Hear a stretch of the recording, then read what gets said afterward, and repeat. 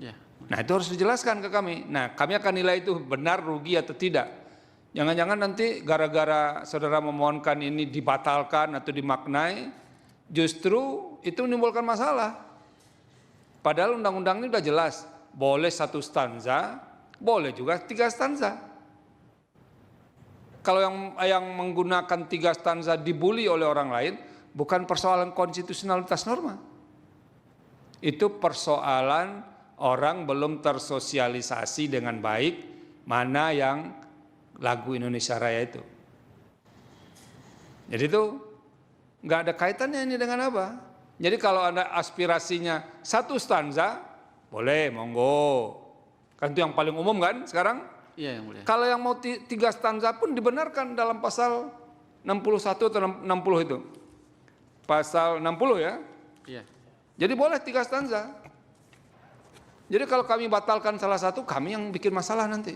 Terima kasih yang mulia Bapak Arsul Sani. Jadi itu ya beberapa hal yang harus saudara ingat. Nah, ini saya sedikit tambahan.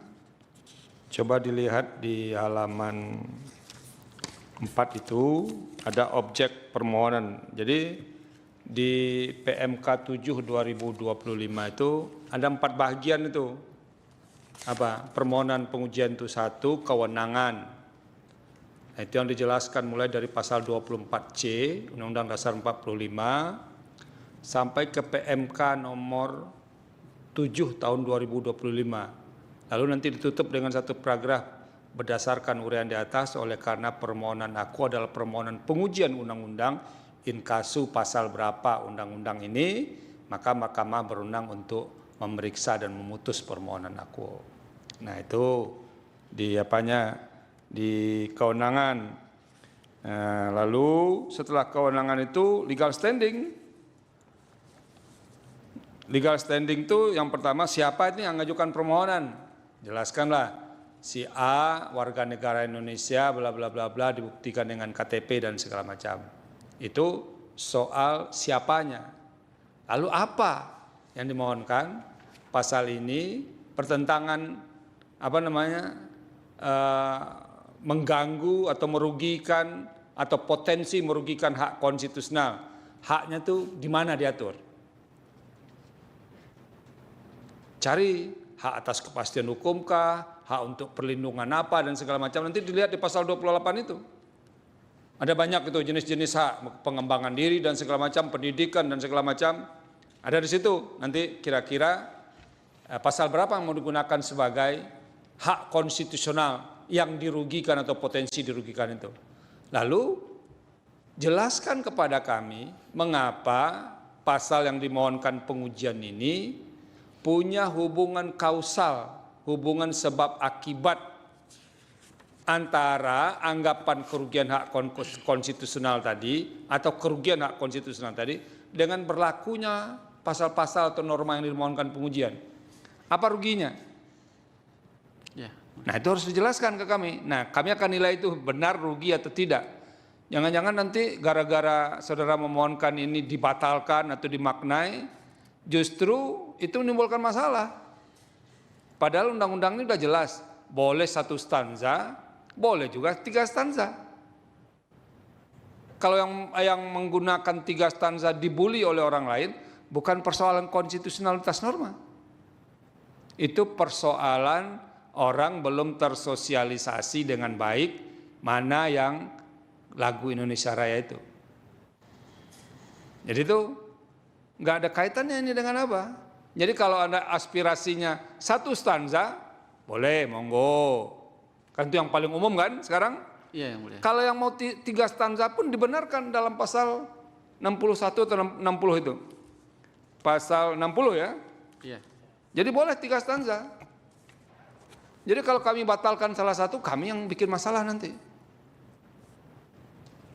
Jadi nggak mungkin kami mengatakan bahwa 1 saja dipilih, pilih 3 stanza. Nggak mungkin dilakukan oleh Mahkamah.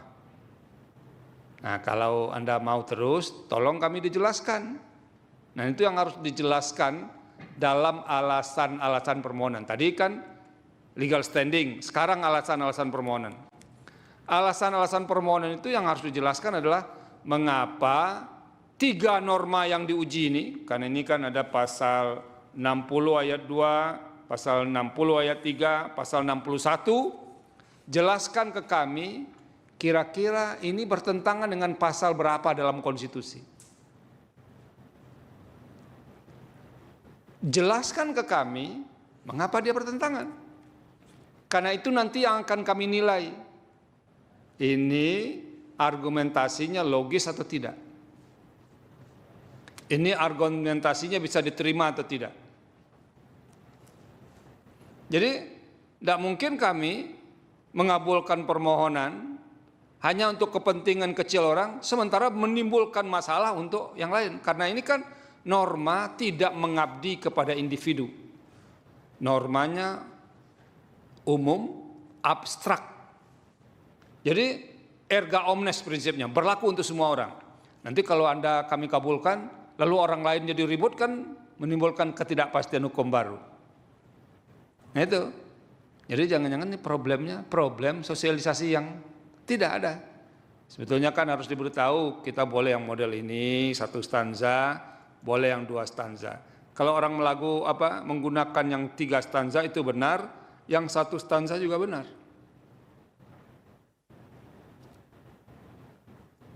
Kan nanti kita mau bongkar lagi. Anda baca nggak ada dulu majalah Tempo yang laporan khususnya soal W.R. Supratman itu menjelaskan soal stanza itu. Bahkan kalau dilihat di YouTube kita kadang-kadang tercengang-cengang juga. Oh begini ya, gitu. Ya kan? Iya. Tapi itu bukan persoalan konstitusionalitas norma. Dua-dua versi itu dibenarkan oleh undang-undang ini. Tergantung mana yang mau digunakan. Sekarang lebih lazim digunakan 1 stanza. Bukan berarti yang 3 stanza salah. Nah ini perlu dijelaskan kepada saudara. Tapi bagi kami yang paling penting adalah menjelaskan kepada mahkamah mengapa pasal 60 ayat 2, pasal 60 ayat 3, pasal 61 itu bertentangan dengan Undang-Undang Dasar. Anda sebutkan pasal berapa itu? Baik. Lalu dijelaskan mengapa dia bertentangan dengan pasal itu. Nah itu yang akan kami nilai. Nah yang terakhir, ini soal petitum. Tadi sudah dikemukakan. Ini petitum banyak yang tidak lazim ini. Yang angka 1 sudah dijelaskan. Jadi nanti lihat ya di PMK nomor 7 2025 itu, kalau mau kita batalkan semua itu jelas dikatakan. Menyatakan pasal 60 ayat A Undang-Undang nomor 24 tahun 2009 tentang, itu ditulis secara lengkap, lalu ditambahkan lembaran negara nomor sekian, tambahan lembaran negara nomor sekian, bertentangan dengan Undang-Undang Dasar 1945 dan tidak mempunyai kekuatan hukum mengikat. Berarti dihabiskan pasal itu. Kalau Anda mau itu menjadi bersyarat, nah ada lagi formulanya. Menyatakan pasal X dalam undang-undang ini tentang ini lembar negara nomor sekian tambahan lembar negara sekian bertentangan dengan Undang-Undang Dasar NRI tahun 1945 dan tidak memiliki kekuatan hukum sepanjang tidak dimaknai. Nah kalau mau pemaknaan, jadi ada formulanya itu. Jadi kami tahu, oh ini orang minta batalkan semuanya ini. Oh ini minta dibatalkan bersyarat, tapi berarti dia punya pemaknaan baru dan itu yang dijelaskan kepada mahkamah. Nah coba lihat di sini, ini petitum 2, petitum 3, petitum 4, petitum 5 itu sudah ada formula standarnya. Memuat dalam lembaran negara gitu. Sudah ada standarnya. Apabila mahkamah berpendapat lain, mohon putusan yang saya dihadirkan. Tapi itu makanya nanti tolong diikuti apa yang ada dalam peraturan Mahkamah Konstitusi nomor 7 tahun 2025. Nah itu yang penting ya dikemukakan kepada kami, dan ini penting juga disampaikan terlepas nanti permohonan Anda mau terus atau tidak, mau dinyatakan NO atau apalah oleh Mahkamah Konstitusi, ditolak atau beralasan, terlepas dari itu, ini mengingatkan banyak orang ini. Ternyata soal varian lagu kebangsaan kita itu belum tersosialisasi dengan baik. Ya, jadi orang nyanyikan 3 stanza padahal boleh loh. Masa mau dipersalahkan? Nah kalau Anda bicara dibully di medsos, tinggal Anda jelaskan. Anda sebutkan menurut undang pasal sekian, pasal 61, Undang-Undang nomor 24 tahun 2009, itu boleh 3 stanza. Cantumkan aja pasalnya itu. Jadi jangan takut-takut juga kalau dibully, biasa itu. Kalau nggak kayak saya betul, jangan main di medsos. Kalau Anda main di medsos itu apanya? Itu celakanya. Anda harus siap menerima yang sekali itu.